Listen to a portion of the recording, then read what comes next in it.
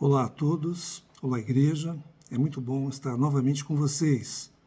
O tema da nossa conversa hoje é ressurreição e temos o apoio de Hernandes Dias Lopes. Vamos começar com 2 versículos de João 11, 25 a 26. E diz assim: Disse-lhe Jesus, eu sou a ressurreição e a vida. Quem crê em mim, ainda que morra, viverá. E todo o que vive e crê em mim não morrerá eternamente. Crês isto? E você? Você crê nisto? Você crê na ressurreição? Você crê na vida eterna? A ressurreição é o próprio Senhor Jesus e ela está destinada a todos os que nele creem. A todos os que, como está escrito em João 1,12, que diz assim: Mas a todos quantos o receberam, deu-lhes o poder de serem feitos filhos de Deus, a saber, aos que creem no seu nome.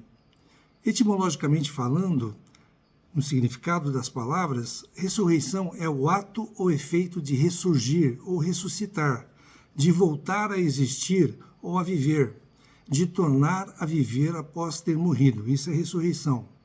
Totalmente diferente do conceito de reencarnação, que é reassumir, o espírito reassumir a forma material, a forma de um corpo e tornar a encarnar. Isso não tem base bíblica. Precisamos entender que somos todos seres espirituais, vivendo uma experiência humana, com um corpo carnal. Seres espirituais vivendo uma experiência humana. Fomos criados à imagem e semelhança de Deus, como está em Gênesis 1:26. Entretanto, o pecado nos fez cair e desviar desta rota, culminando na corporificação do Senhor Jesus. Deus se fez homem para morrer na cruz em nosso lugar, para nos redimir e para nos livrar das garras do pecado, permitindo novamente o acesso à presença de Deus. 1 Tessalonicenses 4, de 13 a 18, fala dos mortos em Cristo e a vinda do Senhor. Pegue a sua Bíblia, 1 Tessalonicenses 4, de 13 a 18. Nos acompanhe. Não queremos, porém, irmãos, que sejais ignorantes com respeito aos que dormem, para não vos entristecerdes como os demais, que não têm esperança. Pois, se cremos que Jesus morreu e ressuscitou, assim também Deus, mediante Jesus, trará em sua companhia os que dormem. Ora, ainda vos declaramos por palavra do Senhor isto: nós, os vivos, os que ficarmos até a vinda do Senhor, de modo algum precederemos os que dormem. Porquanto o Senhor mesmo, dada a sua palavra de ordem, ouvida a voz do arcanjo e ressoada a trombeta de Deus, descerá dos céus, e os mortos em Cristo ressuscitarão primeiro. Depois nós, os vivos, os que ficarmos, seremos arrebatados juntamente com eles entre nuvens para o encontro do Senhor nos ares. E assim estaremos para sempre com o Senhor. Consolai-vos, pois, uns aos outros com estas palavras. Esse texto que lemos foi escrito aos Tessalonicenses. Tessalônica era a capital de uma província grega chamada Macedônia. Os gregos achavam que quando uma pessoa morria, a alma saía da prisão do corpo, que é material. Para os gregos, a matéria era essencialmente má. Eles, como os saduceus, que está em Mateus 22, 23, não acreditavam em ressurreição. Quando alguém morria, não havia esperança. Com a morte, tudo se acabava. Hoje, nos nossos dias, talvez seja esse o sentimento para aqueles que não creem no Senhor, não creem em Cristo. Não há esperança para eles de vida após a morte. Paulo, então, escreve essa carta para corrigir esse pensamento influenciado pelos gregos. Segundo o texto que lemos, os que não creem na ressurreição não têm esperança, está no versículo 13. Paulo fala em dormir para os que morrem, versículo 13 ainda. Esta é uma figura de linguagem. Por que dormir? Quem dorme, descansa. Apocalipse 14, 13 nos diz: Bem-aventurados os mortos, que desde agora morrem no Senhor. Sim, diz o Espírito, para que descansem das suas fadigas, pois as suas obras os acompanham. Além disso, quem dorme vai acordar. Se não acordasse, teria realmente morrido e acabou. Mas não, dormir porque acorda. A morte não é o final da nossa vida. A vida não termina com a morte. Morre o corpo físico, mas o espírito volta para Deus. Entretanto, a alma é única para cada um, é exclusiva de cada pessoa e é imortal. Faço uma pergunta: vamos nos reconhecer no céu? Sim, pois o céu é a vida de glorificação. Como exemplo, podemos citar Lucas 16, de 19 a 31, a história do rico e do mendigo, quando, após terem morrido, se reconheciam e conversavam entre si, apesar de haver um grande abismo entre os dois. Todos os salvos terão um corpo de glória. Em vida, nos conhecemos de uma maneira parcial. Não nos conhecemos completamente, ou nos conhecemos? Eu acho que não. Nem a nós mesmos nos conhecemos completamente, nem aos nossos familiares. No céu, teremos um conhecimento completo de nós, das pessoas e de Cristo. 1 Coríntios 13, 12 nos diz: porque agora vemos como em espelho, obscuramente, então veremos face a face. Agora conheço em partes, então conhecerei como também sou conhecido. Os gregos diziam: conhece-te a ti mesmo. Isso parece impossível. Você se conhece realmente? Na totalidade, nós não nos conhecemos por completo. Somos surpreendidos por nós mesmos porque falamos e pensamos determinadas coisas que não estão de acordo com o que cremos. As nossas reações muitas vezes são desproporcionais. Nós não gostaríamos de tê-las feito. No céu, não teremos limitação de conhecimento. Vamos conhecer como também somos conhecidos. Não há como conviver com alguém por toda a eternidade sem saber como ela é. Não faz sentido nenhum. O que não teremos no céu é a família, como conhecemos hoje. Pai, mãe, filhos, os demais são parentes. Lá seremos todos irmãos. Mateus 22, 29 e 30 nos diz o seguinte, Mateus 22, 29 e 30. Respondeu-lhes Jesus: errais não conhecendo as Escrituras, nem o poder de Deus, porque na ressurreição nem casam, nem se dão em casamento, são, porém, como os anjos no céu. Os anjos na Bíblia são mencionados como do gênero masculino, Gabriel, Miguel, Rafael e outros, mas como são seres espirituais, é inútil você dar gênero para eles, seja masculino ou feminino, são iguais neste quesito. O casamento só acontece para nós em vida. Na eternidade não haverá casamento. Lá seremos uma só família, remida pelo sangue do Senhor Jesus. Na eternidade não seremos outra pessoa, pois a alma é única para cada um, exclusiva. Teremos um corpo de glória, semelhante ao do Senhor, mas a alma é a que pertence para cada um de nós. Um corpo imortal, incorruptível, celestial. Não envelheceremos, será um corpo perfeito. Iremos reinar com Cristo e teremos a vida eterna. Teremos a esperança de conviver com o Senhor e conhecê-lo pela eternidade. Primeiro, ressuscitarão os mortos em Cristo, depois nós, os vivos que estiveram naquela época, seremos arrebatados e transformados. E num piscar de olhos, teremos um corpo de glória. Nos encontraremos com o Senhor nos ares, no tribunal de Cristo, onde seremos julgados por nossas obras em vida. Estaremos para sempre, por toda a eternidade com o Senhor. Essa é a nossa consolação. No versículo 15, os vivos de modo algum precederão os mortos. De nenhuma maneira os vivos precederão os mortos em Cristo. Isso é revelação do Senhor. São verdades ensinadas pelo Senhor. No versículo 16 diz que Jesus vai voltar. Mas como ele vai voltar? Atos 1:11 nos diz que ele vai voltar pessoalmente. Diz assim: e lhes disseram: varões galileus, por que estáis olhando para as alturas? Esse Jesus, que dentre vós foi assunto ao céu, que subiu ao céu, virá do modo como o vistes subir. Então, como o Senhor subiu aos céus, ele retornará. Ele vai voltar visivelmente. Apocalipse 1:7 nos diz: eis que vem com as nuvens, e todo olho o verá, até quantos o traspassaram, e todas as tribos da terra se lamentarão sobre eles. Certamente, amém. Então as pessoas de todo o mundo verão a volta do Senhor, até aquelas pessoas que o agrediram, vão testemunhar a volta do Senhor. Ele vai voltar audivelmente, versículo 16. Ao ressoar da trombeta de Deus, ao ouvir a voz do arcanjo, descerá dos céus. Será o fato mais sonoro, mais audível da volta, a volta do Senhor. Será o fato mais sonoro da história. Vai voltar repentinamente. Será como um relâmpago, no momento, do grego átomos, de onde vem a nossa palavra átomo, ou seja, como um piscar de olhos. Vai ser com essa rapidez, como um piscar de olhos, que Jesus vai voltar. Não vai dar para se preparar em cima da hora no último dia. Ou você se prepara com antecedência, ou aquele dia será de trevas para você.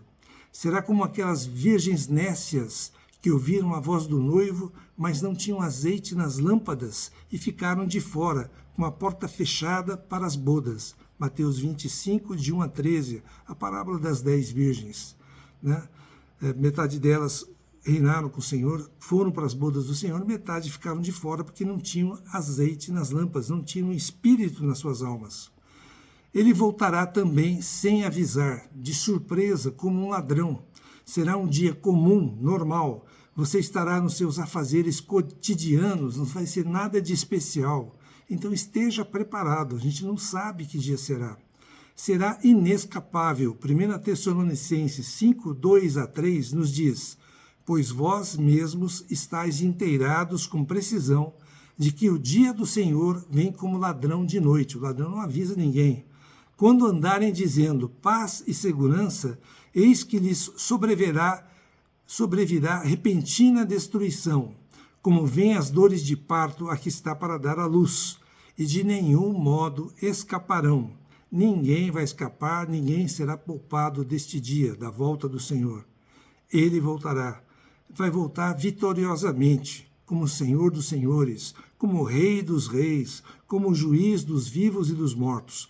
Vai colocar todos os seus inimigos debaixo dos seus pés, vai julgar as nações, lançará no lago de fogo o anticristo, o falso profeta, Satanás, a morte, o inferno, além de todos os que não estão inscritos no livro da vida. Isso está em Apocalipse 20, versículos 10, 14 e 15.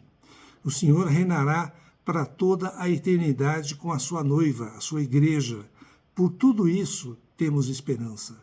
Temos esperança. No versículo 16 do texto que lemos antes, os mortos em Cristo ressuscitarão primeiro. Isto acontecerá quando o Senhor voltar.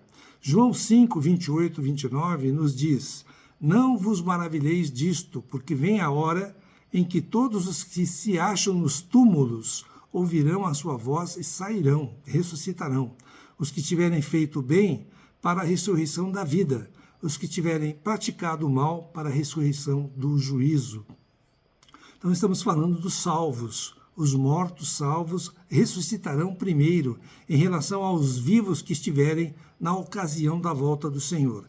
Estes salvos vivos, então, serão arrebatados, transformados num corpo de glória, num abrir e fechar de olhos, e encontrarão o Senhor nos ares.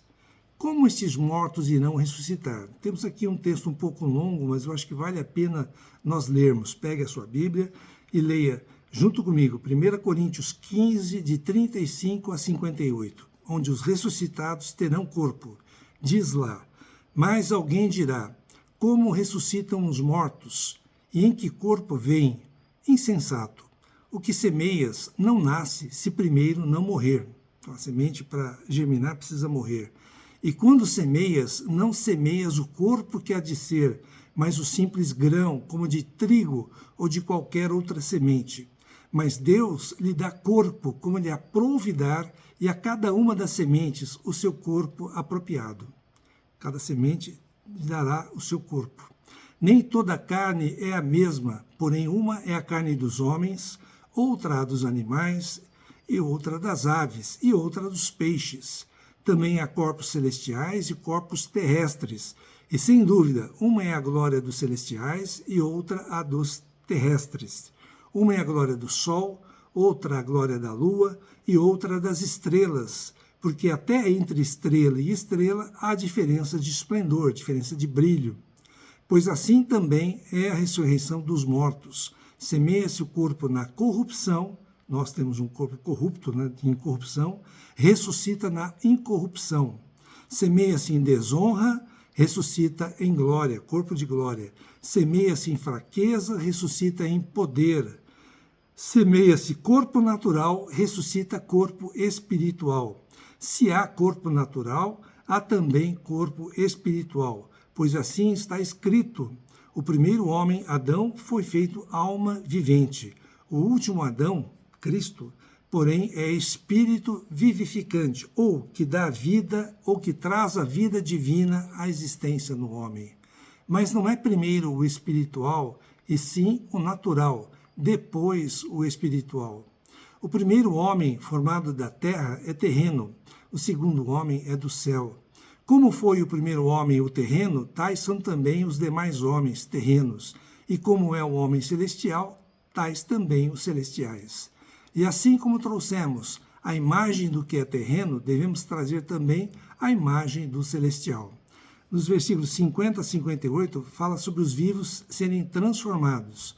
Diz assim: isto afirmo, irmãos, que a carne e o sangue não podem herdar o reino de Deus, nem a corrupção herdar a incorrupção. Eis que vos digo um mistério: nem todos dormiremos, mas transformados seremos todos, tanto os que já dormiram quanto os que estiverem vivos na volta do Senhor. No momento, no abrir e fechar de olhos, ao ressoar da última trombeta, a trombeta soará, os mortos ressuscitarão incorruptíveis e nós todos seremos transformados, porque é necessário que este corpo corruptível se revista da incorruptibilidade e que o corpo natural, mortal, se revista da imortalidade. E quando este corpo corruptível se revestir de incorruptibilidade e o que é mortal se revestir de imortalidade, então se cumprirá a palavra que está escrita: tragada foi a morte pela vitória. Onde está, ó morte, a tua vitória? Onde está, ó morte, o teu aguilhão? O aguilhão da morte é o pecado, e a força do pecado é a lei. Graças a Deus que nos dá a vitória por intermédio de nosso Senhor Jesus Cristo.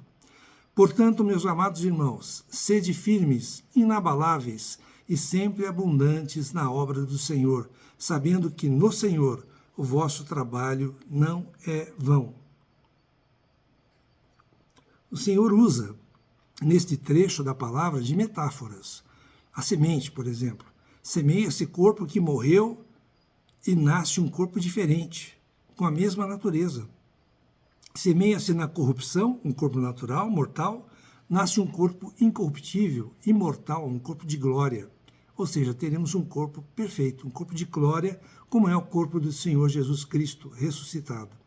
Filipenses 3, 20 a 21 nos diz: pois a nossa pátria está nos céus, de onde também aguardamos o Salvador, o Senhor Jesus Cristo, o qual transformará o nosso corpo de humilhação mortal, natural, para ser igual ao corpo da sua glória. Todos nós teremos um corpo semelhante ao da glória do Senhor, mantendo a nossa identidade, mantendo a nossa alma. Hoje, nosso corpo é limitado, mas com o corpo de glória teremos um corpo ilimitado. Vide a aparição de 40 dias do Senhor Jesus aos discípulos após a sua ressurreição. Atravessava paredes, não havia distâncias para ele, né? Estava aqui, imediatamente estava acolá. Segundo os cientistas, para refletir, nosso universo tem mais de 93 bilhões de anos-luz de diâmetro. Imagine que a velocidade da luz é 300 mil quilômetros por segundo. Imagine agora 93 bilhões de anos-luz. Anos-luz.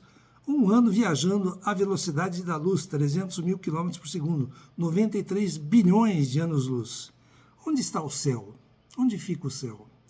O corpo de glória não está limitado às leis da física que conhecemos, como conhecemos.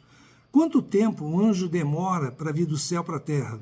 Um piscar de olhos, instantâneo.